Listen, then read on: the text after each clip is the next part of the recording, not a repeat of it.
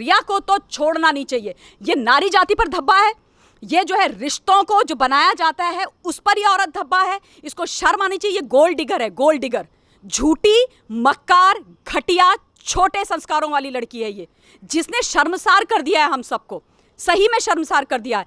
इसको छोड़ा नहीं जाना चाहिए। एंटीसिपेटरी बेल लगाए, सुप्रीम कोर्ट जाए, लेकिन बिहार की पुलिस को इसको अरेस्ट करके लेकर के जाना चाहिए अपने साथ खींच के, और इसकी वहां पर जो है ना 3rd डिग्री लगा के इनसे पूछना चाहिए कि बता तूने क्या किया उसके साथ। आप सोचो, उसके मतलब पैसे ले गई और उसकी रिपोर्ट्स लेकर के बोल रही है कि मैं तेरे को बदनाम कर दूंगी। 2 कंपनियों में डायरेक्टर, 2 कंपनियों में डायरेक्टर, इसका भाई भी डायरेक्टर है एक कंपनी में, बाय द वे, एक ब्रदर, इसका भाई भी। और भाई को अभी तक क्यों नहीं बुलाया मुंबई पुलिस ने? वो डायरेक्टर था, क्यों नहीं बुलाया? उसका भाई है, वो उसके साथ रह रही, तो कुछ दिन पहले वहां से चली जाती है, उसके बाद सुशांत सिंह राजपूत खत्म हो जाते हैं, वहाँ के सीसीटीवी कैमरास बंद हो जाते हैं, जो प्लान्ड तुम्हारे नैरेटिव्स होते हैं वो सारे के सारे पूरे पूरे मीडिया में आ जाते हैं, सारी कहानी वेल प्लान्ड तरीके से आ जाती है, तुम तमाशा करना शुरू कर देती हो, झूठ बोलना शुरू कर देती हो। ये उस बच्चे को तुमने उसके परिवार से दूर रखा, उसके परिवार को भी नहीं तुम साथ में आने दे रही हो। तो इसको पकड़ना और इसको सलाखों के पीछे डालना बहुत ज्यादा जरूरी है, और ये लड़ाई लड़ते रहेंगे जब तक ये पीछे नहीं गई। महेश भट्ट, अभी उसको मुंबई पुलिस ने महेश भट्ट को इंटरोगेट किया था। महेश भट्ट ने क्या बोला? महेश भट्ट ने बोला कि मैं एसएसआर को अपने लाइफ टाइम में सिर्फ 2 बार मिला, और वो भी बड़ी फॉर्मल सी मीटिंग थी। अरे मिस्टर महेश भट्ट, झूठे आदमी, बुढ़े हो गए हो तुम, इतने बुजुर्ग हो तुम, अपनी उम्र का तो ख्याल रखो। अगर तुम सिर्फ 2 बार मिले थे तो तुमने कैसे बोल दिया कि सुशांत सिंह राजपूत डिप्रेशन का शिकार है, वो भी एक्यूट डिप्रेशन का, और परवीन बाबी की तर्ज पर वो सुसाइड करके मर जाएगा? कैसे बोला? तुम मनोचिकित्सक हो, तुम उसके आप रिश्तेदार थे, तुम उसके साथ 24/7 रह रहे थे? नहीं ना। कैसे बोला महेश भट्ट ने? इसका मतलब महेश भट्ट भी हैंड इन ग्लव्स है। रिया चक्रवर्ती, महेश भट्ट और ये सारे जो बाकी के बॉलीवुड के लोग हैं जो पेडल कर रहे थे ये स्टोरी और इस सारी चीजों के पीछे थे, इन सब को प्रश्न चिन्ह करना चाहिए। और ये झूठ बोल रहे हैं, ये जो हैं, जो लोगों ने इसको मारा है, जो लोग उसकी हत्या में शामिल हैं, जिन्होंने उसको उकसाया है, जिन्होंने उसके साथ बुरा किया, उनसे या तो ये इनका सांठगांठ हो चुकी है, बिल्कुल साफ बात है, और वो न्याय देना ही नहीं चाहते हैं उसको। जैसे इन्होंने पालघर में न्याय नहीं दिया वैसे ही नहीं देना चाहते। अनिल देशमुख जी को रिजाइन कर देना चाहिए। मैम, सुशांत सिंह राजपूत के मुद्दे में सुशांत सिंह राजपूत के पिताजी ने रिया चक्रवर्ती के ऊपर एफआईआर दर्ज करा दी थी, तो अब रिया चक्रवर्ती सुप्रीम कोर्ट पहुंच गई हैं और ये कह रही हैं कि जो केस बिहार पुलिस के पास है वो मुंबई पुलिस को ट्रांसफर कर दिया जाए। देखिए, जहां तक इस लड़की का सवाल है, रिया चक्रवर्ती, इसके बारे में मैं आपके चैनल के माध्यम से बहुत पहले बहुत सारी चीज़ों का खुलासा कर चुकी हूँ, और मुझे इस पर बिल्कुल भी डे 1 से कोई भरोसा नहीं था, क्योंकि कुछ लोग होते हैं ना, आप उनको देख करके समझ जाते हो। जो लड़की उसकी मृत्यु के बाद कुछ दिनों के बाद अपना जन्मदिन मनाती है इतनी शानो शौकत से, और उसके चेहरे पर कोई असर ही नहीं है, वो उसके फ्यूनरल में नहीं जाती है, उसके पेरेंट्स से नहीं मिलती है, उनको एक फोन नहीं करती है, उसको काहे का दुख, उसको काहे की परेशानी। और अब जिस तरीके के खुलासे उसके बारे में आ रहे हैं सामने, मतलब इतना दुख हो रहा है, मुझे इतना बुरा लग रहा है कि इस लड़की ने जो है ना, ऐसी लड़कियां, ऐसी औरतें होती हैं जो नारी शब्द से लोगों का विश्वास हटा देती हैं, प्यार से, रिलेशनशिप से, रिश्तों में से विश्वास हटा देती हैं। ये ऐसी ही औरतें होती हैं जो एक्चुअली बदनाम करने के लिए बिल्कुल तत्पर रहती हैं। शर्म आनी चाहिए इस लड़की को। इसने सुशांत सिंह राजपूत को बर्बाद करने में कोई कसर नहीं छोड़ी। अब आप देखिए, उनके पिताजी ने बोला है कि उन्होंने 25 फरवरी 2020 को मुंबई की पुलिस के एक डीसीपी को फोन करके बोला था कि हमारे बच्चे की जान को खतरा है, एसएसआर की जान को खतरा है, उसका पैसा कोई साइफन ऑफ कर रहा है, उसका पैसा चुराया जा रहा है बड़े प्लान तरीके से, और उसको पागल घोषित करने की तैयारी की जा रही है। आप सोचो, फरवरी 25 को यह बात बोल दी गई, और उसके बाद उसने जो है, उसकी मृत्यु हुई 14 जून को। क्या कर रही थी मुंबई की पुलिस? सो रहे थे क्या? एक पिता तुमको फोन करके बोल रहा है। आप सोचो, ये तो उस व्यक्ति के बारे की बात है श्रेन, जो इतना बड़ा हमारा एक्टर, हमारे देश का एक हीरा था। कॉमन जनता के साथ मुंबई की पुलिस क्या करती होगी, क्या होता होगा, कोई पूछने वाला भी नहीं होगा। तो साफ है कि ये जो सब मुंबई पुलिस है वो भी संदेह के घेरे में। जहां तक इस लड़की का सवाल है, आप सोचिए, उसका जो अकाउंट है एसएसआर का, उसमें 17 करोड़ रुपए आए, और 17 करोड़ रुपए में से 15 करोड़ रुपए इस रिया चक्रवर्ती ने वहां से ट्रांसफर कर दिए, एंड वो भी लॉकडाउन के समय पे। 15 करोड़ रुपए तुमने निकाल करके डाल दिए अपने अकाउंट्स में, अपने जेब में। उनसे पूछा तो सही, कोई कैसे कर दिया तुमने? उसका सारा वो जो सीए था एसएसआर का, वो इसका व्यक्ति था। उसके बाद उसके जितने भी क्रेडिट डेबिट कार्ड थे सारे उसकी पोजीशन में थे, सारे वो अपने पास रखती थी। और देखिए कितनी घटिया, मतलब गोल्ड डिगर है ये लड़की, गोल्ड डिगर है, ये पूरा मतलब एक फुल प्रूफ प्लान बना करके इसकी जिंदगी में आई थी। इसको कोई प्यार व्यार नहीं था सुशांत सिंह राजपूत से, इसने पूरा तमाशा किया, पूरी कंस्पिरेसी करी, महेश भट्ट के साथ मिलकर के करी, अपने माता पिता और अपने भाई के साथ मिलकर करी। इसके परिवार वालों को भी शर्म आनी चाहिए कि किस तरीके के संस्कार और किस तरीके की अपब्रिंगिंग उन्होंने अपनी बेटी को दिया है। मेहनत करना सिखा देते, नमक रोटी खाना सिखा देते, जिंदगी बर्बाद करके चोरी धोखाधड़ी करके किसी का पैसा लेना सिखाया है तुमने, ये सिखाया है तुमने अपनी औलाद को। शर्म आनी चाहिए। बहुत अच्छा हुआ कि उनके पिताजी ने फाइनली जो क्या कहते हैं एफआईआर थी वो करवा दी पटना के अंदर। मुझे बहुत खुशी और मैं उनके साथ खड़ी हूँ, डे वन से खड़ी हूँ।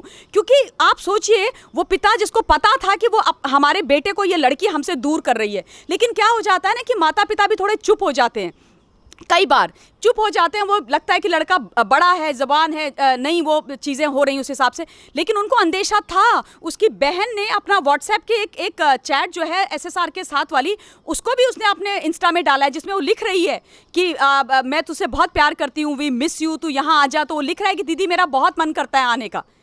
और उसके बाद इसने उसको वहां जाने नहीं दिया, अपनी बहन के पास नहीं जाने दिया, अपने पिता से बात नहीं करने दी।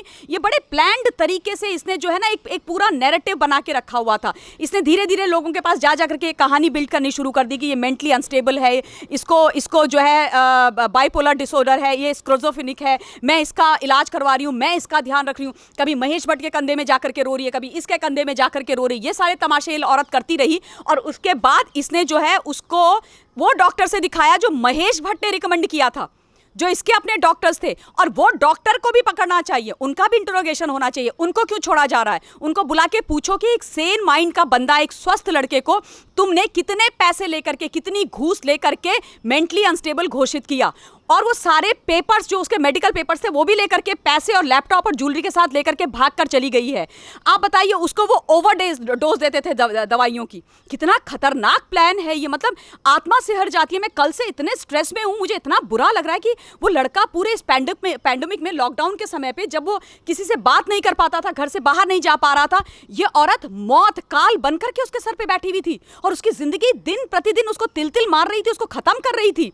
और उसके बाद जो है उसको धमकी दे करके वो चली गई कि मैं तेरा करियर खत्म कर दूंगी, मैं तेरा करियर तबाह कर दूंगी, मैं ये तेरी सारी रिपोर्ट्स वहां पर मीडिया में अनाउंस कर दूंगी, पब्लिक कर दूंगी, ताकि तुम खत्म हो जाओ। यानी कि अगर उसने ये, इसकी साफ सी बात है कि उसने बोला होगा कि भाई तुम कैसे मेरे पैसे निकाल रही हो, या ये कर रही हो या वो कर रही हो। जैसे उस व्यक्ति ने बात शुरू करी, इसने अपना असली रूप उसको भी दिखा दिया, चली गई। और उसके बाद सुशांत सिंह राजपूत ने इससे बात करने की कोशिश करी कई बार। वो जो एफआईआर है डिटेल्ड, आप उसको पढ़िए तो आपको मतलब 6 पन्नों की है, आपके रोंगटे खड़े हो जाते हैं, आपके आंसू नहीं थमते हैं कि कितना मतलब ये औरत, ये लड़की जो ऐसे मेकअप लगा करके आ जाती है सामने, कितनी बड़ी घटिया नौटंकीबाज लड़की है ये, कितना इसने तमाशा करके रखा हुआ है। और उसके बाद तुम उसको बोल रहे हो कि मैं तुझे खत्म कर दूंगा। वो डर गया, स्ट्रेस हो गया। लेकिन उसके बाद भी मैं आज ये भी कहना चाहती हूँ कि उसमें हाथ बॉलीवुड का भी है। रिया चक्रवर्ती ये सारी चीजों को अंजाम अकेले बिल्कुल नहीं दे सकती। उसके साथ एक ग्रुप है, महेश भट्ट है, उसके माता पिता हैं, उसके अलावा वो लोग हैं जिन्होंने ये जो कंस्पिरेसी थ्योरी जो बिल्ड की जा रही थी, स्किज़ोफ्रेनिक होने की, डिप्रेशन में होने की, बाइपोलर डिसऑर्डर होने की, इन लोगों ने इसको इको करते रहे, उसके बारे में लिखते रहे, उसके बारे में गंदा गंदा छापते रहे। ये जितने भी मीडिया ये वहाँ के जो हाउसेज है, प्रोडक्शन हाउसेज बड़े बड़े, वो सारे इस थ्योरी को हर जगह बोलते रहे। उसके ऊपर इन्होंने दरवाजे शट कर दिए। क्यों कर दिए? क्यों कर दिया? अगर तुम अपने बच्चे के साथ, अपने व्यक्ति के साथ नहीं खड़े होगे तो यही होगा ना, कोई भी उसका गलत इस्तेमाल करेगा। तो इसमें उनका बहुत बड़ा हाथ है। ये कहना कि उनका हाथ नहीं है, नहीं, आई डिसएग्री, मैं ये बात नहीं मानती हूँ। और अभी भी मैं ये कहती हूँ कि ये जो कहते हैं कि इसने सुइसाइड करी है, मैं मन से कन्विंस नहीं हूँ। और कन्विंस इसलिए नहीं हूँ, ऑनेस्टली स्पीकिंग, अगर आप पूरी चीज़ें देखिए उस दिन आप बताइए जो लड़का परेशान था या जो भी था, ये जो कहानी है, ये कहानी किसने सुनाई कि उसने रात में पार्टी करी? कौन है इस इंफॉर्मेशन का source? Who is the source of information of this particular news कि सुशांत सिंह राजपूत बड़ा खुश था, उसको एक मूवी मिल चुकी थी and he decided to party with his friends. कौन है वो सोर्स? उसके बाद कौन है वो सोर्स जिसने ये बोला कि सुबह जो है जब वो उठा तो उसने एक गेम खेला, उसके बाद वो परफेक्टली फाइन था, उसने अपनी सिस्टर से फोन पे बात किया, उसने जूस पिया, उसके बाद उसने दरवाजा नहीं खोला जब हाउस हेल्प ने क्या कहते हैं उसका डोर नॉक किया। इसका मतलब ये सारी चीजें हुई नहीं है। और एक और कंस्पिरेसी थी कि सुशांत सिंह राजपूत ने 3-4 दिन पहले या हफ्ता भर पहले अपने पूरे जितने भी उसके हाउस हेल्प थे, सबको सैलरी दे दी ये बोल करके कि मैं शायद आगे तुम्हें सैलरी ना दे पाऊं। ये सारी प्लांटेड स्टोरीज हैं, वेल थॉट ऑफ स्टोरीज हैं। ये सारी चीजें डाल करके ऐसा बनाया गया था कि भैया सुशांत सिंह राजपूत ने आत्महत्या करने का सोचा था। आप सोचो कितना खतरनाक, कितना क्रिमिनल माइंडसेट है ये, कितना गंदा माइंडसेट। आप सोचो ये तो ये लड़की किसी को भी बर्बाद कर दे, मतलब इसके लिए पैसे से ऊपर कुछ नहीं है। इसको तो इतनी घटिया है, ये नफरत हो गई है मुझे इससे। इसको यहाँ पे इन्होंने रिया चक्रवर्ती आज जो सुप्रीम कोर्ट गई तो उन्होंने ये कहा कि बिहार पुलिस को, ये मुंबई पुलिस को केस सौंप देना चाहिए। यहाँ पर बिहार पुलिस ने मना कर दिया है कि वो केस नहीं सौंपेगी। तो यहाँ पर बड़ी बात ये भी है ना कि जिस तरीके का बयान सुशांत सिंह राजपूत के पिता की तरफ से आया, उन्होंने कहा कि पहले भी मैंने FIR कराने की कोशिश की पर मुंबई पुलिस में हो नहीं पाई, और सुब्रमण्यम स्वामी ने भी इसी तरह का बयान दिया है। देखिए, बिल्कुल उनके पिताजी ने जो बोला, आदरणीय सुब्रमण्यम स्वामी जी ने जो बोला, बिल्कुल सही बात है। और रिया चक्रवर्ती के तो पैरों के नीचे से जमीन खिसक गई, सुबह से गायब है अपने घर से, घर में ही नहीं है। बिहार की पुलिस वहां पहुंची भी है उसको अरेस्ट करने के लिए, क्योंकि जो धाराएं उस पर लगाई गई हैं वो है कि उसको सुसाइड के लिए उकसाने की, चोरी की, और क्या कहते हैं उसके साथ गलत अनलॉफुल तरीके से उसको अपने कब्जे में रखने की। ये जो है सारी की सारी नॉन अवेलेबल धाराएं हैं, लेकिन वो गायब है। अब उसके जो उसका वकील है वो चला गया है सुप्रीम कोर्ट में, और वो अपना एंटीसिपेटरी बेल के लिए उन्होंने अप्रोच करना शुरू कर दिया है। अगर तुम इतनी साफ सच्ची हो तो जाओ ना पुलिस के सामने, क्यों डर रही हो, क्यों अवॉइड कर रही हो पुलिस का अरेस्ट? अभी तक तो तुम बहुत बड़ी बड़ी बातें कर रही थी, निकल के तुमने आदरणीय होम मिनिस्टर जी को ट्वीट कर दिया था कि नहीं नहीं सर, माननीय अमित शाह जी आप तो जो है इसकी CBI जांच कराओ, और मेरे को लोग गोल्ड डिगर बोल रहे हैं, मुझे बहुत बुरा लग रहा है, ये लग रहा है, वो सारा तमाशा। अब क्या हो गया? अब क्यों तेरे पैरों के नीचे से जमीन खिसक गई? मैं तो कहती हूँ इसको जो है बिल्कुल, ये जो केस है ये बिहार पुलिस के पास जाना चाहिए, क्योंकि FIR वहां पर हुई है। मुंबई की पुलिस ने तो अभी तक कोई FIR नहीं करी, और मुंबई की पुलिस मैं पहले भी बोल चुकी हूँ और मैं ये बात फिर से बोलती हूँ, व्हेन आई से दीज थिंग्स, इसका मतलब ये नहीं है कि हम लोग, और खास तौर पे हम खाकी का सम्मान नहीं करते हैं, दिल से करते हैं, लेकिन जिस तरीके की इन्होंने हरकतें करी, आप सोचिए 25 फरवरी को उसके पिताजी ने साफ बोल दिया, और उसके बाद से वो लड़का मर गया, मर के चला गया। तुम्हें सारी चीजें पता है, तुम्हें सारी कहानी पता है। ये फेल हो गए हैं, ये झूठ बोल रहे हैं। ये जो है, जो लोगों ने इसको मारा है, जो लोग उसकी हत्या में शामिल हैं, जिन्होंने उसको उकसाया है, जिन्होंने उसके साथ बुरा किया, उनसे या तो ये इनका सांठगांठ हो चुकी है, बिल्कुल साफ बात है, और वो न्याय देना ही नहीं चाहते हैं उसको। जैसे इन्होंने पालघर में न्याय नहीं दिया, वैसे ही नहीं देना चाहते। अनिल देशमुख जी को रिजाइन कर देना चाहिए, सीरियसली उनको। मैं दिल से बोल रही हूँ, और बहुत ही भारी हृदय से बोल रही हूँ। आप बोलो ना, एक सामान्य नागरिक कहाँ जाएगा? कहाँ जाएं? किसके पास जाएंगे हम? पुलिस के पास जाएंगे, कोई सुनवाई नहीं है। गृह मंत्री के पास जाएंगे, कोई सुनवाई नहीं है। चीफ मिनिस्टर के पास जाएंगे, कोई सुनवाई नहीं है। मतलब क्या करेंगे? क्या करेंगे? हम झेलते रहेंगे, अल्टीमेटली ऐसे मर जाएंगे। कोई सुनने वाला नहीं है, कोई बोलने वाला नहीं है। और अगर तुम बोलोगे तो उसके बाद बोला जाएगा जांच हो रही है। मैं अभी कुछ दिन पहले एक चैनल पे डिबेट करी थी, एनसीपी के एक लीडर, वो मुझे कहते हैं मैडम 90 दिन तक वेट कीजिए, 90 दिन तक वेट कीजिए। ये वहां की सरकार का ऑफिशियल स्टेटमेंट है, 90 डेज वेट कीजिए। काय का कीजिए? आज 44 दिन हो गए, क्या करा तुमने 44 दिन में? किसको तुमने इंट्रोगेट किया? कहाँ तुम्हारी FIR है? किसको तुमने अंदर किया? क्या तुमने पता किया? मजाक कर रखा है तुमने कानून के नाम पे, बिल्कुल धब्बा बनाया, जैसे तुमने पालघर में किया था कि जो देशमुख साहब ने बोला वही तुमने क्लोजर रिपोर्ट भर दी। अब इसमें भी तो देशमुख साहब ने यही बोला था ना कि उसने आत्महत्या करी है, वही भर के तुम कर दोगे। तो फिर अब तुम क्यों चाहते हो कि बिहार वालों ने जो FIR करी है, उसके पिताजी ने जो FIR करी है, उसको जो है यहाँ से वहाँ ट्रांसफर किया जाए? क्यों? करने दो ना, करने दो। तुम भी ये चाहते हो ना कि जो कल्प्रिट है, जो लोग इस साजिश में शामिल हैं, वो पकड़े जाएं। तो अगर तुम्हारा वो इंटेंशन है तो फिर क्यों तुम्हें परेशानी है? क्यों साथ दे रहे हो तुम उन लोगों का जिन्होंने एक बच्चा मार दिया? तुम्हारा टैक्स पेयर था ना, वो जो करोड़ों का रुपया कमाता था, किसको टैक्स देता था?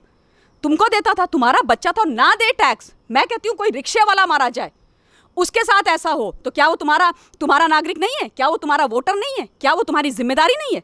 तुम क्या सफेद कपड़े पहन करके बड़े बड़े बंगलों में रह करके सिर्फ अपने आप को नेता बोलोगे, रे चाहोगे कि जनता तुम्हारे आगे पूरा टाइम हाथ जोड़ के रहे? इसलिए चुनते हैं क्या? इसलिए चुनी हुई सरकार आती है क्या? इसलिए लोकतंत्र है क्या? इसलिए पुलिस है क्या? पुलिस काय के लिए है? खाकी वर्दी किस चीज के लिए? इस चीज के लिए है खाकी वर्दी कि इतना अन्याय करे, इतना गंदा काला घिनौना चेहरा सामने आए हो तो जनता को ये लगे कि हम कहां बैठे हुए हैं, ये महाराष्ट्र में हो क्या रहा है। नहीं चलेगा ये तमाशा, बिल्कुल भी नहीं चलेगा, किसी भी कीमत पे नहीं चलेगा। और दुख की बात यह है कि रिया के बारे में शुरू से चीजें बोली जा रही हैं, उनको एक बार ही बुलाया गया। मुझे याद है मैंने आपके चैनल पे जब बात करी थी, बार बार मैंने ये बोला था कि मुंबई पुलिस उसको दोबारा क्यों नहीं बुला रही है। जब 50 सिम वाला एपिसोड आया था तो मैंने बोला टैग किया सीपी मुंबई को, सबको टैग करके ट्वीट किया और बोला कि प्लीज अगर आप लोग सीरियसली और सिंसियरली करना चाहते हैं तो रिया को दोबारा बुलाइए, आपको उसको बहुत सीरियसली इन्वेस्टिगेट करने की जरूरत है। इस लड़की को सब कुछ पता है, सब कुछ पता है। मैंने बाकी इंटरव्यूज में बोला, इतनी बार बोला, मैंने क्या इतने लोगों ने बोला, आप लोग तमाम तरीके से बोल रहे हैं, सारे लोग बोल रहे हैं, रिपब्लिक भारत चीख चीख के बोल रहा है, इनके कानों में जूं भी नहीं रेंग रही है, जूं भी नहीं रेंग रही है। तो क्या समझे हम, क्या समझे कि ये साथ में दर्ज होने के बाद अंकिता लोखंडे और कंगना रनावत की टीम ने भी ये ट्वीट किया है कि सत्य की जीत होगी। बिल्कुल सही बात है। कल आपको यकीन नहीं आएगा, मुझे भी मतलब वो सेंस ऑफ एक आता है ना रिलीफ, वो हो गया और आंखों से पता नहीं क्यों आंसू आने लगे। ये लगा कि चलो कम से कम इतने दिनों से हम लोग लड़े जा रहे हैं, बोले जा रहे हैं, कम से कम कुछ तो हुआ, तो सत्य की तो जीत होगी, सत्यमेव जयते। और जो ये लड़की है ये तो जाएगी जेल के सलाखों के पीछे। और मैं तो दिल से चाहती हूँ, मैं ईश्वर से प्रार्थना करती हूँ, बिहार की सरकार से बोलती हूँ, वहाँ की पुलिस से बोलती हूँ और उसके पिताजी को सबसे दोनों हाथ जोड़ के धन्यवाद देती हूँ कि सर हम आपके साथ हैं, आप बिल्कुल मत घबराइएगा। इस लड़की को, इस औरत को, इसके परिवार को बिल्कुल जेल भिजवाएंगे। SSR के जो भी गुनहगार हैं, इसके अलावा भी उन सब को जो है बिल्कुल सजा दी जाएगी, क्योंकि वहीं ये डिजर्व करते हैं वहीं जाना, सलाखों के पीछे इनकी इसकी असली जगह है। जो बैठ करके सफ़ेद कपड़े पहन करके ये हॉस्पिटल में चली गई थी ना, वो ये तमाशा नौटंकी अब नहीं चलेगी। मतलब महेश भट्ट, अभी उसको मुंबई पुलिस ने महेश भट्ट को इंटरोगेट किया था। महेश भट्ट ने क्या बोला? महेश भट्ट ने बोला कि मैं SSR को अपने लाइफ टाइम में सिर्फ 2 बार मिला और वो भी बड़ी फॉर्मल सी मीटिंग थी। अरे मिस्टर महेश भट्ट, झूठे आदमी, बुढ़े हो गए हो तुम, इतने बुजुर्ग हो तुम, अपनी उम्र का तो ख्याल रखो। अगर तुम सिर्फ 2 बार मिले थे तो तुमने कैसे बोल दिया कि सुशांत सिंह राजपूत डिप्रेशन का शिकार है, वो भी एक्यूट डिप्रेशन का, और परवीन बाबी की तर्ज पर वो सुसाइड करके मर जाएगा? कैसे बोला? तुम मनोचिकित्सक हो, तुम उसके आप रिश्तेदार थे, तुम उसके साथ 24/7 रह रहे थे? नहीं ना।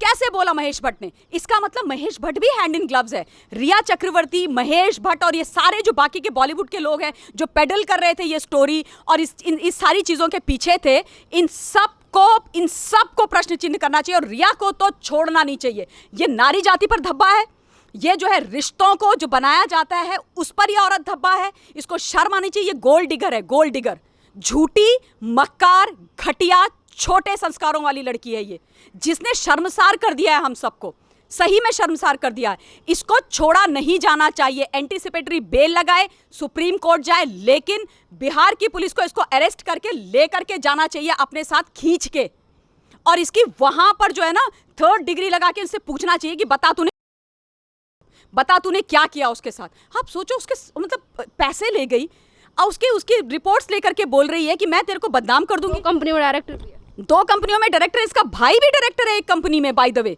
एक ब्रदर, इसका भाई भी। और भाई को अभी तक क्यों नहीं बुलाया मुंबई पुलिस ने? वो डायरेक्टर था, क्यों नहीं बुलाया? उसका भाई है, वो उसके साथ रह रही, तो कुछ दिन पहले वहां से चली जाती है, उसके बाद सुशांत सिंह राजपूत खत्म हो जाते हैं, वहाँ के CCTV कैमरास बंद हो जाते हैं, जो प्लान्ड तुम्हारे नैरेटिव्स होते हैं वो सारे के सारे पूरे मीडिया में आ जाते हैं, सारी कहानी वेल प्लान तरीके से आ जाती है। तुम तमाशा करना शुरू कर देती हो, झूठ बोलना शुरू कर देती हो। ये उस बच्चे को तुमने उसके परिवार से दूर रखा, उसके परिवार को भी नहीं तुम साथ में आने दे रही हो। तो इसको पकड़ना और इसको सलाखों के पीछे डालना बहुत ज़्यादा ज़रूरी है, और ये लड़ाई लड़ते रहेंगे जब तक ये पीछे नहीं गई।